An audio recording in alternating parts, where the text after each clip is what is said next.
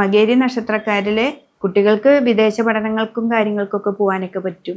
നിങ്ങൾ ഈ ഒരു വർഷം നന്നായി ശ്രദ്ധിച്ചാൽ മതി. കർമ്മത്തിൽ മാത്രം ശ്രദ്ധിക്കുക, വേറെ ഒന്നും ചെയ്യണ്ട. ക്ഷേത്രത്തിൽ പോകണം, അതിന് പറ്റത്തക്ക വഴിപാടുകൾ ചെയ്യണം. അതേപോലെ തന്നെ നമ്മൾ കർമ്മത്തിൽ വളരെയധികം ശ്രദ്ധിക്കുകയാണെങ്കിൽ മകേരി നക്ഷത്രക്കാർക്ക് ഈ ഇടവക്കൂറിലുള്ളവർക്ക് ഏറ്റവും നല്ലതാണ്. അതേപോലെ മിഥുനക്കൂറിലുള്ളവർക്കാണെന്നുണ്ടെങ്കിൽ അവർക്ക് ശനി 10ലേക്ക് വന്നു, രാഹു 9ലേക്ക് വന്നു. അപ്പൊ ഭാഗ്യത്തെ കുറയ്ക്കുകയാണ്.